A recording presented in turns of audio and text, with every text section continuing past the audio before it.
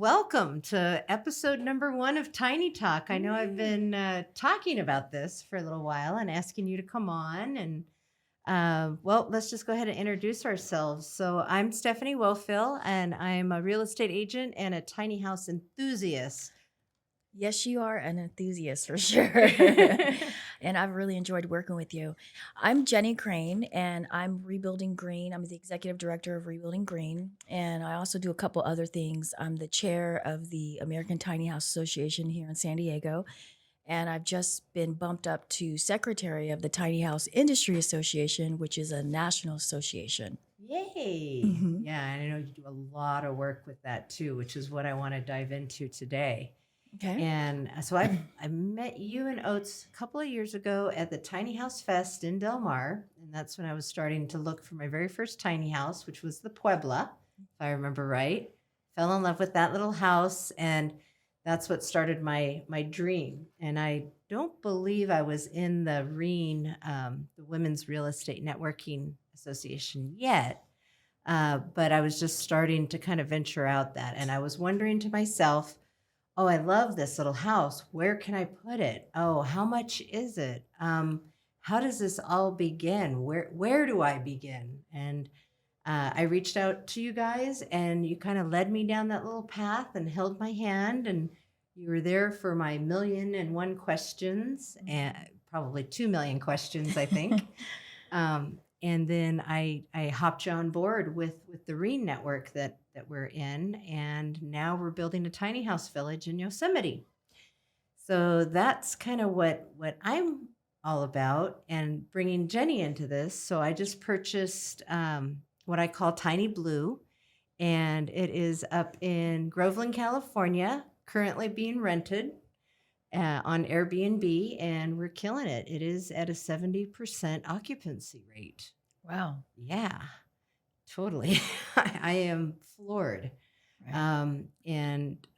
Of course, just doing that on Airbnb, but what a space. I mean, the tiny house space is on so many levels. It's affordable. It's what's cool right now with all the shows that they have out there. Yes. Which of course that's what hooked me. And then I saw the Tiny Fest in Del Mar, and I'm like, oh, I am so there. And just walked around there and just continued to dream. So starting from 2 years ago at the Tiny House Fest to today. Wow. So You've done a lot in 2 yeah, years. I have done a lot in 2 years, but that's because of you. Oh. Because you held my hand and answered all my questions, I was brave enough to go ahead and do that jump. We didn't expect the tiny house being built so fast. I think that's my only complaint. If that is a complaint, I was like, oh, that's going to take 6-8 months. So we'll be ready with permits by then. But oops, we weren't. So we went ahead and pulled that tiny house up to Yosemite, and we're off grid right now, but still renting. Right. And what do I mean by off grid? That's a 250-gallon septic tank connected. Water's connected from the hose.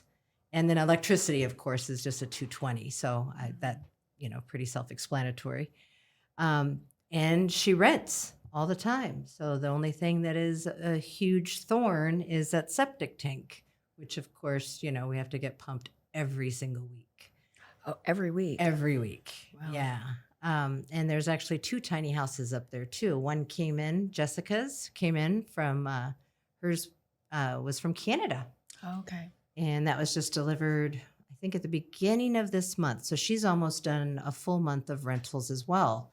It's not as highly sought out because it does only fit 2 people, even though she does have a loft. Mine fits 6, so very sought after. I highly recommend the 2 loft situation. Oh, yeah. That's a very popular unit. Yeah. Yeah. What's my unit's name? The Athena.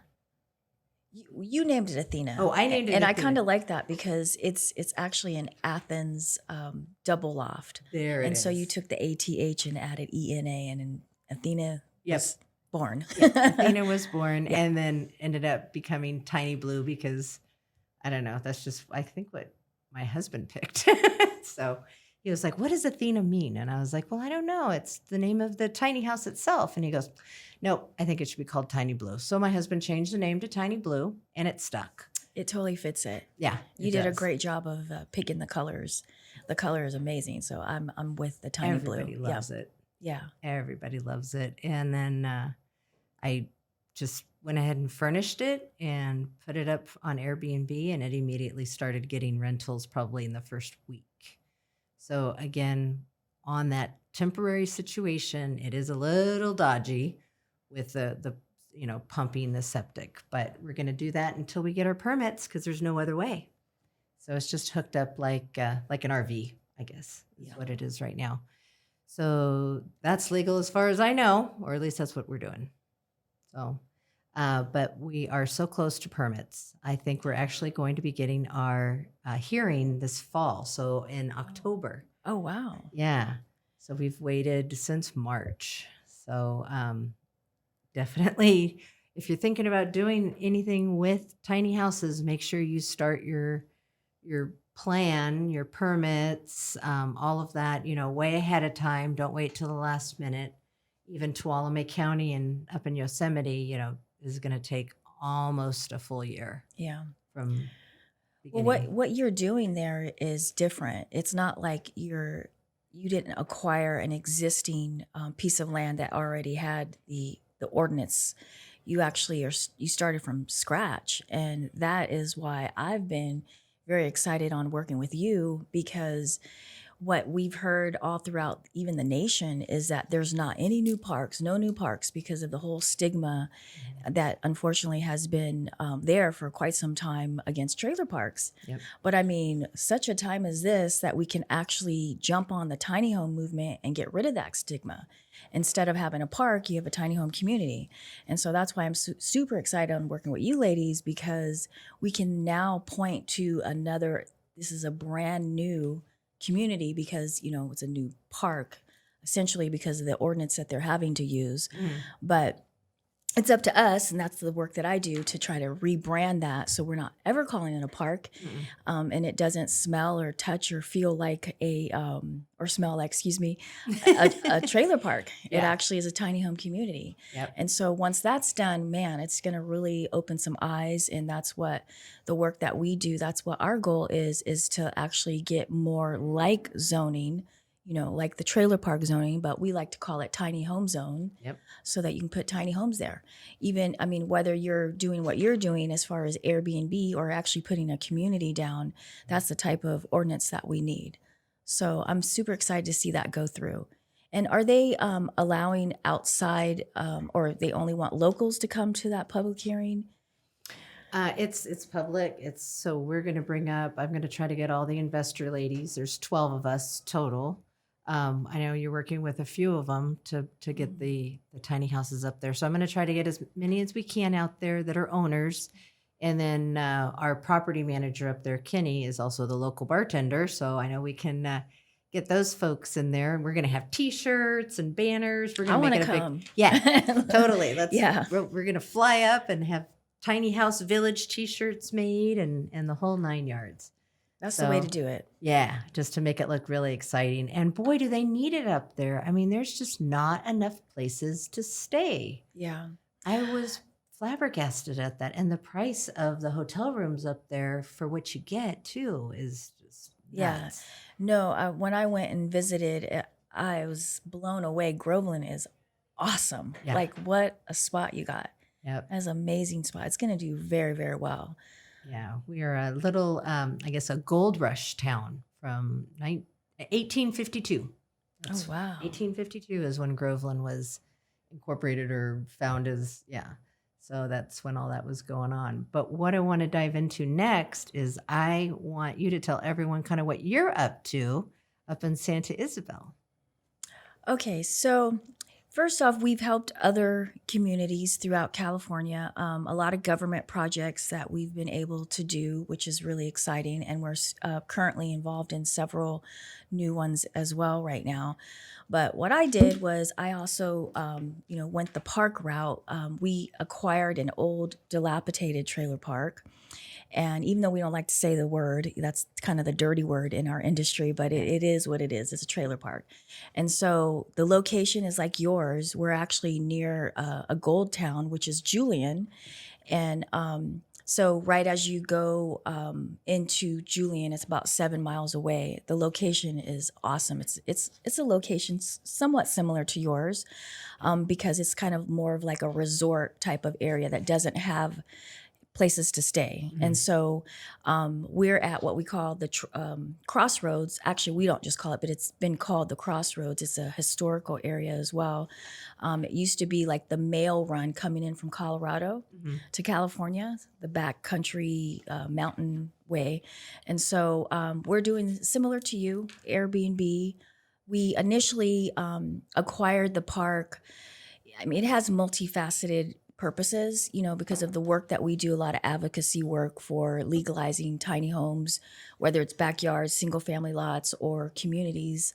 We're kind of using that as number one, pointing to look what you could do to a dilapidated trailer park. You can turn it into a nice tiny home community, whether it's, for housing insecure folks or all the way to resorts. It's still a way that we can point to a park, And then number two, it's a try before you buy, because the way we sustain ourselves as a nonprofit organization, just because we're a nonprofit organization doesn't mean we don't have bills. Yeah. So to sustain ourselves, we sell units. So we'll have 10 different floor plans that people can choose from.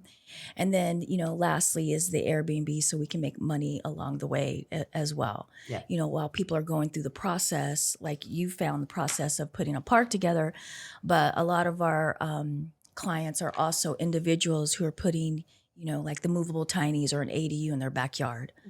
So those are all the purposes. And of course, we're going to have events there. We've already been approached by many people looking at, the location, and of course, the tiny homes as a great place to do, maybe weddings or even camps for kids and just all types of just wonderful things. So we're super excited. Yes.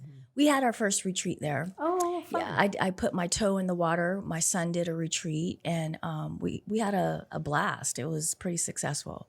That's awesome. Yeah, yes. we are so looking forward to that. Our yoga dome up there is finally complete. Oh, wow. When you were up there, I don't know if it was I didn't see it. It was just wasn't even the show. deck. The deck. Yeah. Okay. So, yeah, came in stages. First the big shell or the skeleton of the dome, and then finally our property manager and a couple of friends found tall enough ladders to get the canvas all the way over. Yeah, that was no small feat. If anyone ever wants to just build a tiny home in a day, a dome in a day, you can't do it. It's insane.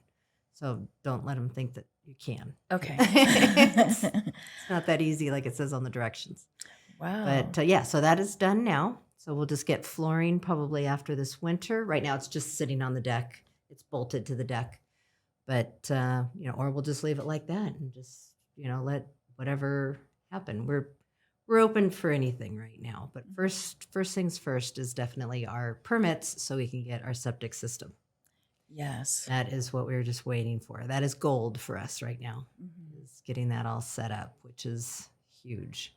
So being in this business of real estate, I could probably say just maybe monthly, I probably get 10 to 12 calls. Wow. Just asking, hey, I want to buy land and I want to put a tiny house on it. Wow. Yep.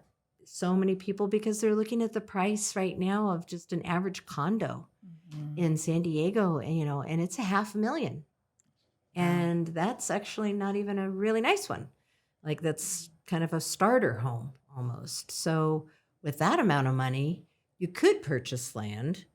The only problem is with all of the utilities, and the zoning. The zoning probably wouldn't matter so much if you go so far out, but nothing really in this area. And I asked Harvey if he would come and be on Tiny Talk. Oh, he did say that. Yes. Yeah. So we're going to dive deep on the zoning issue on the next episode of Tiny Talk. So, but I know this is I asked on Facebook, what would be your question? And everyone asked, how do I start? Oh, wow. Where do I begin? So knowing what you know, what would you say if someone just said, hey, I want to buy one of your tiny houses? How do I begin? Okay. Well, unfortunately, because of the zoning issues, not everybody, I would say 9 out of 10 people we have to turn down. But I mean, we don't turn them down out of the gate. We ask number one question, well, where are you going to put it? And so that really opens up, where they're going to put it and whether or not they can actually put it there. We always say, hey, look, at the end of the day, it's up to you to do what you want to do, but we have to tell you like what the legalities are and what you're allowed to do for wherever it is that you're trying to put it. Yeah. So that's the number one question. So currently, if you're in San Diego, there's really only 2 jurisdictions out of the 19 that you can put a tiny home. And we call it movable tiny home. That's kind of the legal word that we've come up with across the board throughout the nation. And so it would be the city of San Diego, which is the largest, demographic as far as population is concerned. The only problem with that is we find that in the city that the lots aren't as big. And so folks will have issues. They have a 10-foot setback rule from the primary residence. So that really kind of pushes a lot of folks out because, again, the lots are a lot smaller in the city. And so the other one is actually in the county of San Diego. And the county of San Diego, they've actually had this permit that's been around for at least a decade. And a lot of people don't know about it. It's called a healthcare permit. And so we've actually helped a lot of folks get into that healthcare permit. It's the easiest permit that there is because it's over the counter. And so literally if you have your site plan, and your site plan is actually, where you kind of draw out where the house is, where you're going to put the unit, and how you're going to hook it up into the utilities. And so if you have your site plan along with the floor plan, and you fill out a very simple application and your money to pay for it, and the fee for it has never been over $500. I would say not even really over $400. Okay, good. So you pay your fee, and if you have everything all together, they'll actually give you an over-the-counter permit, which is unheard of. It's the easiest permit to get. So we would love to try to take that, as a state law, but we have to find someone that's going to get behind us first. But so again, going back to San Diego, the healthcare permit is something that you can do. And it doesn't necessarily mean you have to be, an elderly person either. We've gotten folks that are, younger to be able to get that permit. And I do know that currently right now, because I'm on one of the committees for the housing in San Diego County, that they are very, very close to actually getting the movable tiny home permit or ordinance approved. And so they've been, actually the implementation plan has been around since October 2021. So it's been quite some time. That just kind of shows you how long it can actually take when you're, trying to get laws changed.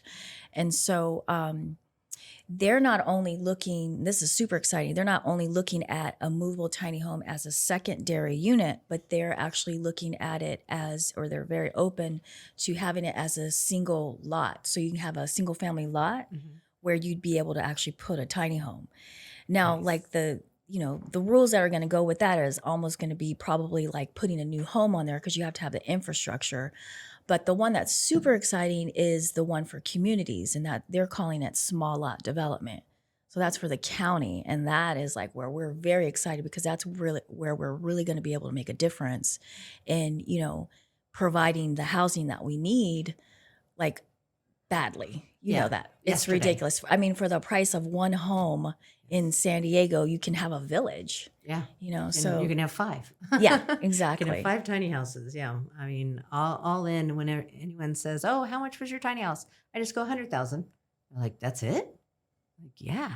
And I got to pick all of my finishings. I got to do the awesome shower with Yes. the rock floor and the cool tile and black cabinets. I mean, it's so cute. I Yeah. love my little house. You did a good job. Yeah, I love I it want to too. live in it forever and ever. But no, I have to stay in San Diego. Okay. But with that being said, funny enough, I am pulling a tiny house from Austin, Texas, up to Ramona. Oh, really? Yeah. So this is, I don't even think we've talked about this. So Mm-mm. this is newsflash. One of my last clients through Whistle Realty sold him a house up in Ramona, and he has half acre. So the last half of his acre that he's not really using, he was like, oh, maybe I'll use it for storage or, have people pay me to put their RVs on it. And I jokingly said, let me put a tiny house on it. And he's like, okay. And I said, no, I'm serious. And he goes, I am too. I'm like, Wow. really? He goes, yep, tell me what you need. Let's do it. So we're actually going to the city this afternoon and starting the permits. Oh, wow. Yeah. So I have to have my elevation and my blueprints and everything from that guy. I got it a great deal. He needed to dump it, and I happened to be there. So that's got to be pulled up. And that one is not on wheels. That one is on a tongue and groove. So it's a park model. Okay. And so it has to be delivered, on a truck. Truck, right. Yeah. So that's going to be hefty. I think about $15,000 to get it up here. Oh, yeah. That's the only thing about going out that far. Yeah. So, was a good deal, but now I realize why it was a good deal. But that's fine. We're going to make it back because I'm going to rent it. I'm going to long-term rent it. Oh, good. Yeah. So no, I don't think I'm going to do a short-term, not in Ramona, but that's undecided. Right now, long-term. And that way it'd just be easier because the whole thing with, turning and getting housekeepers, and it's a lot. Yeah. I have that already going on up there. I don't need that here too. Yeah. So, long-term rental. So we'll see how that goes. But I'm moving forward with it, and we're starting this afternoon. Oh, wow. Right after this. So the next episode of Tiny Talk, I'll have a whole lot more info on that. So I'm going to take people through the process of, how to do this, and what does the city say, and how does that work, and what do you have to fill out, and how much is it, and all that stuff. So that'll be something that I'll kind of bring up in each session. Hopefully I'll be done by December, I hope. Who knows? But if we have to pull out that medical card, we might do that. Yeah, I was gonna say that's what I'm thinking. Yeah, that's what I'm and thinking it's a too. super easy. I mean, like the actual part of the permit, that you do have to have a doctor's signature. Yeah. It's a one pager, and the lines that they have to fill out is literally like 3 or 4 lines. And we've had doctors, write one word, arthritis, that simple, and they get approved. So It just has to be of doctor's orders, and just about everybody knows your doctor. Yeah. Somewhat. I mean, just it's meant to have, folks that need some sort of like Care. looking after. It doesn't even have to be care. Just like, we've had a lot of people say, they have a hip issue. It'd be better for them to be closer to family if they fall or something like that. Mm-hmm. So it's a wonderful permit. It really is. Hopefully maybe Harvey can help you with that. Yeah. Well, I'm Yeah. going to try to go down, I think, both avenues and see what works better because, we could possibly do that. I'm actually thinking as I'm talking right now, you're probably seeing that. I'm like, I never thought of that. Maybe I should do it that way. Yeah. So, we might go down that avenue. Cool. Oh, wow. It is. So with that being said, so if someone has land already, maybe, the back half of an acre or something, and you're like, wow, what should I do with this half an acre lot? And you were able to get possible septic to it or build septic or sewer. Would that be okay? Can just a homeowner pull up their own tiny house? What part of town? Okay, that's major, huh? What's the zip code? Let's say Escondido. Currently, Escondido's not tiny friendly Okay. yet. I mean, we've definitely had a lot of conversations with different building officials in Escondido. And I would have to say that most of the jurisdictions have, questioning, or even at the Tiny Fest, we've actually used the Tiny Fest the day before it's open to the public as an opportunity to, advocate to building officials. And so, for the most part, a lot of them have come, and have looked into it. And again, it's just a long process. Yeah. And we also recently had an event that we did where one of the first tiny homes in the city was actually finally permitted. And we had building officials come out, and we had some very excited. Like Lemon Grove sounds like it might be, First coming up. up. Yeah.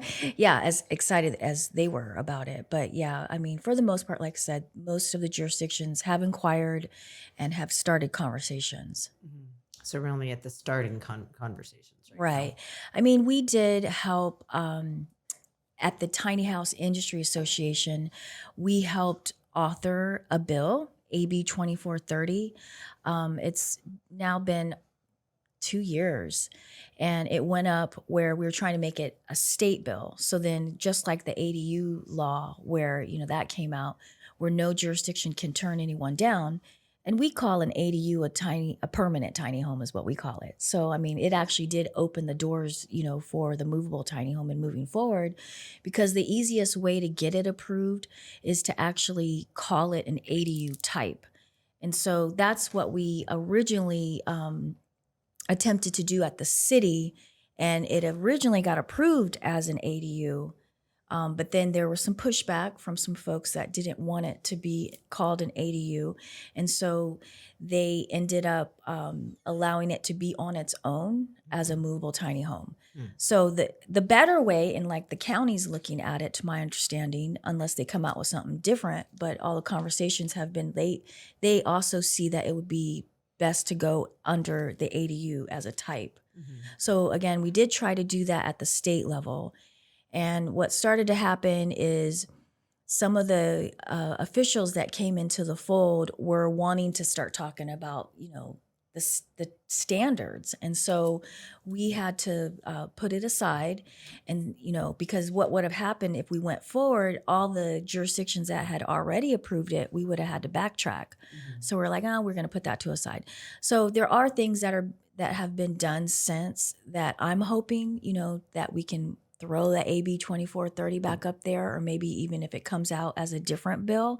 But that would then, allow us to be able to have them everywhere where no one can turn it down. And it just makes so much sense, because I mean, like, if you look at a movable tiny home, it's not a trailer. Mm-mm. And then that's the Beautiful. worry. People have been worried, oh, we're going to have all these trailer parks in the back of people's yards. And that is not what it is. It's just like an ADU. I mean, like, if you look at that and you kind of, if you're like taking a picture and you put your camera up and you like cut out the wheels on the bottom, and then you just take another picture and you have the wheel. It's the same unit. It's just because of it being on wheels Yeah. seems to be an issue with some folks. Yep. And I just have mine skirted. And Yeah. skirt it. You can't even see the wheels, and then it protects them too. Right. I mean, you're hooking it in just like an ADU. Mhm. You're usually hooking it into the existing infrastructure. So it's really the same. It just happens to be on wheels. Yeah. Yeah. So I would be hooking into the sewer up in Ramona if all goes well. And the electric, that's just going to be hardwired right in. And what else am I missing? Water. Water's just a hose. So, And um, electricity. yeah, electricity. I believe that is they want a 220 plug on that one. But So it'd be hooked into the existing infrastructure. yep.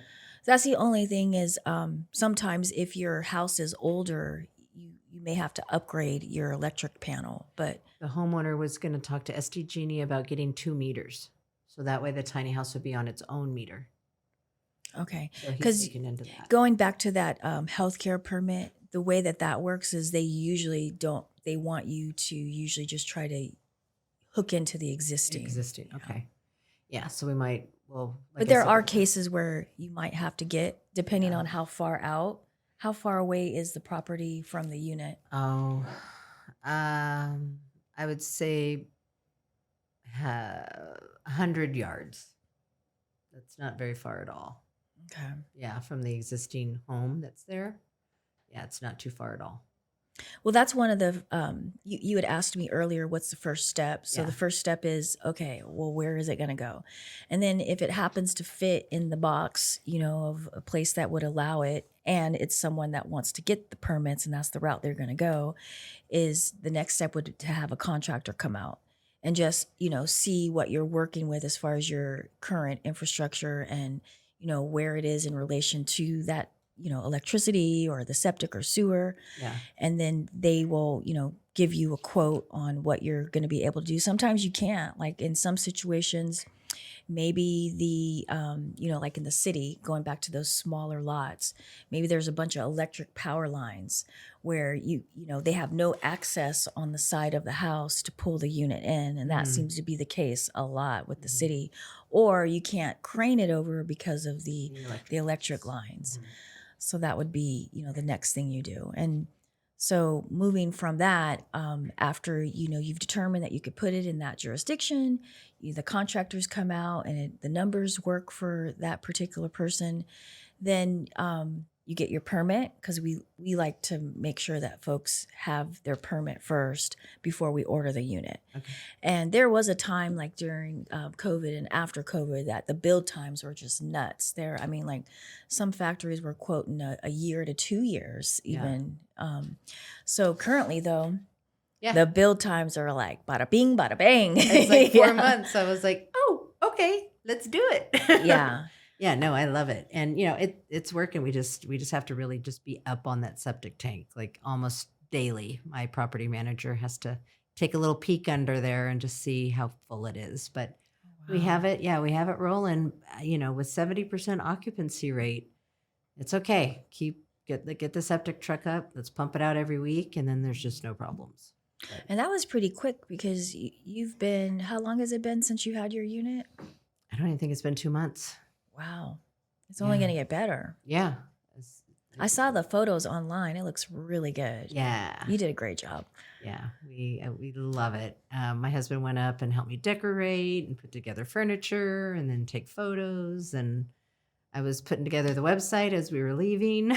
It was, boom, it happened really quick. And then when the reservations started coming in, then it was just like, wow, this is real. This is actually happening. Yeah. So, but highly recommend to put it into like a sewer or a real septic, because getting it pumped out is a drag.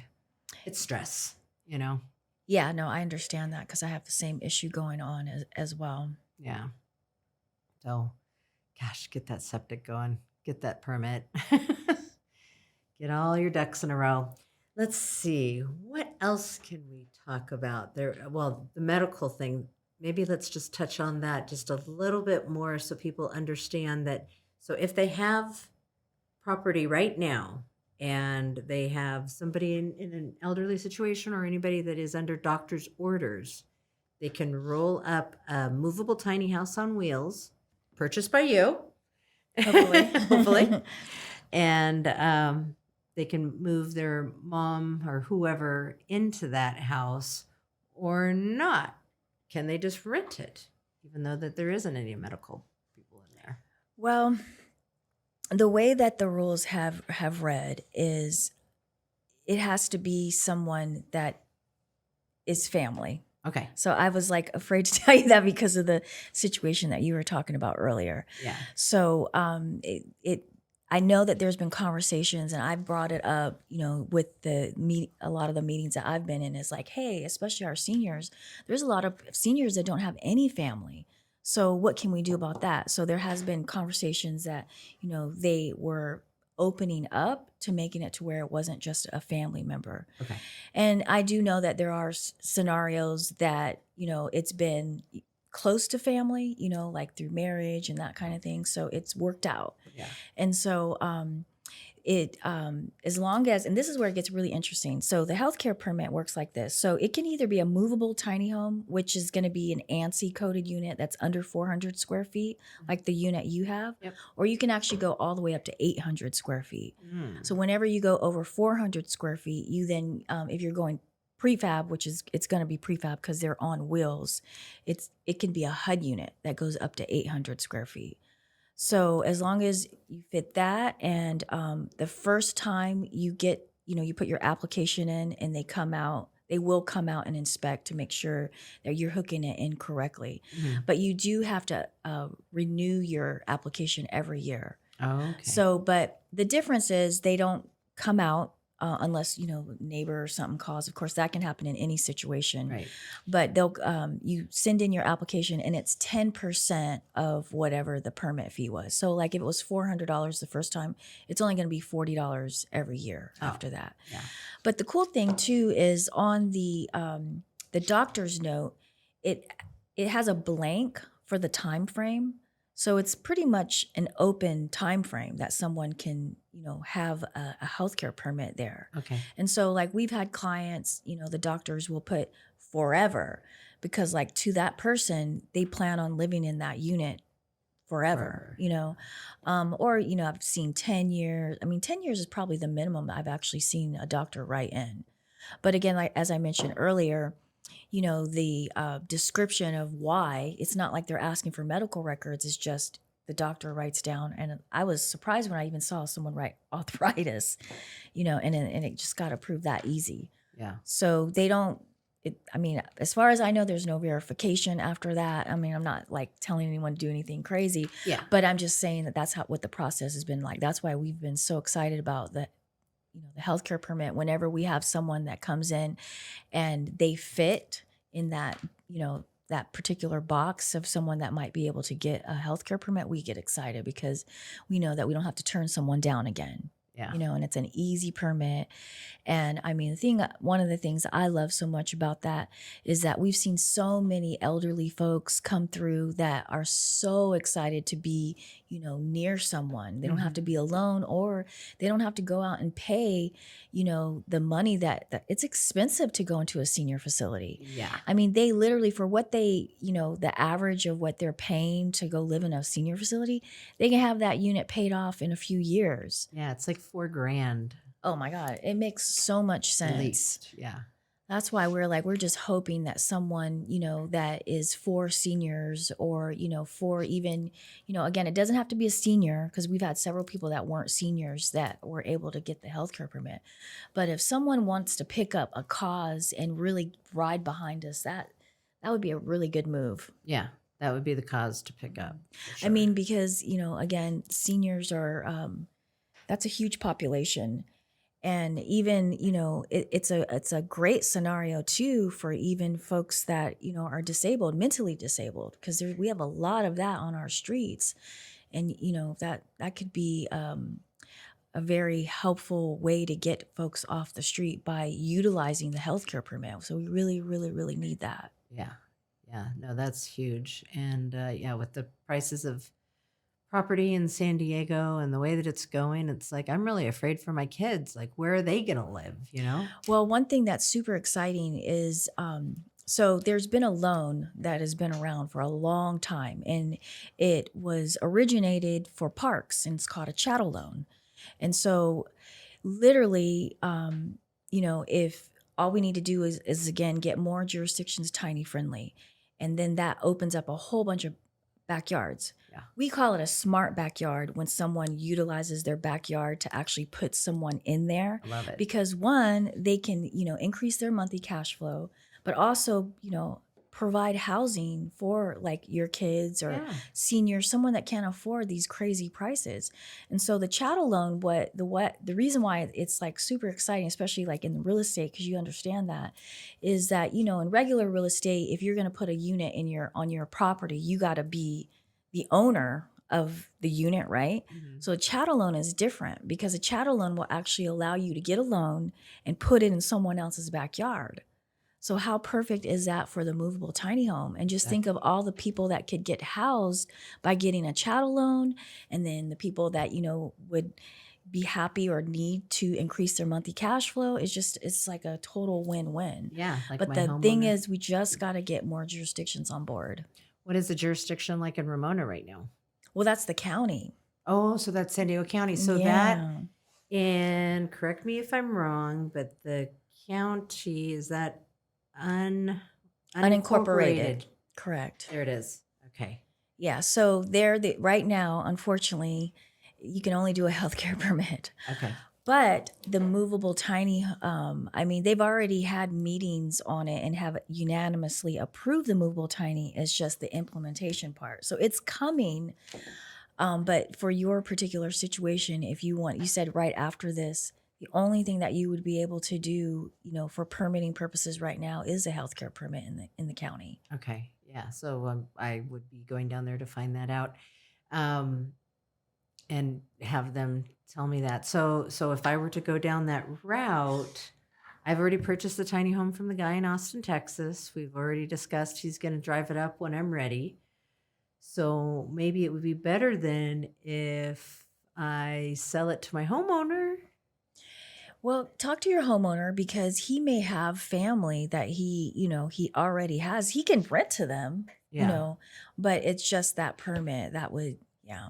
Yeah. To kind of, and then, I mean, they're not going to come knocking on the door being like, oh, is so and so here? I mean, they probably won't do that. Who knows? But healthcare permit is probably going to be what I'm going to have to do.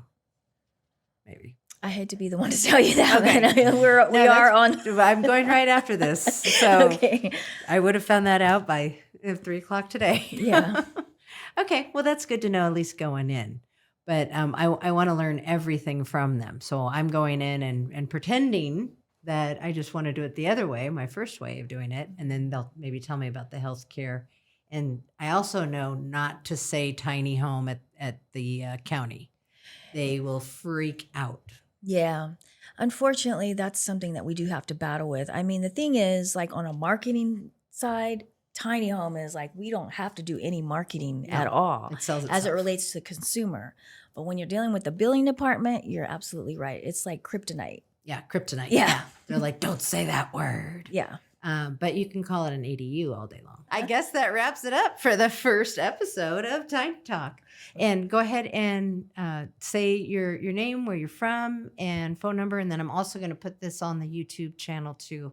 It'll be in the comments below. So everything about you. Who are you and where do you come from? Okay, so again, I'm Jenny Crane, and I'm the executive director of Rebuilding Green. We have 2 locations. We're right here in Mira Mesa, and then we also are in Santa Isabel. We have an office in Santa Isabel as well, and that's in Santa Isabel at the crossroads, 79 to 78 freeway. You can usually catch us there on the weekends, for showings, but we do also do showings on appointment basis. Yeah. And you can also look at our website at www.rebuildinggreenusa.org. And our office line is 619-609-0080. And we do help you with determining, what you can or can't do on the property that you're looking at. Maybe you're looking to purchase or you're, want to put something on your existing property. We can help you to determine whether or not you can also do a community, because there is ordinances that are currently, just regular ordinances. That's one of the things that we do is we'll try to utilize certain ordinances to allow you to do like a tiny home community. There's actually several more than just the trailer park. So Nice. please feel free to give us a call and we'll, let you know what you can or can't do. Wealth of information. And I totally credit you in how fast that I've done everything I've done. And just thank you. Well, thank you. I'm super honored to work with you, Stephanie. Yeah. And I'm excited about all that you're doing because, I know that you're not done with this first one. Oh, yeah. You've already looked at several other ones. So everyone needs to watch out for this lady right here. We're going to build tiny house villages everywhere. Yes. That's the So, plan. Thank you very much. Signing out. Stephanie Wohlfiel, first episode of Tiny Talk done.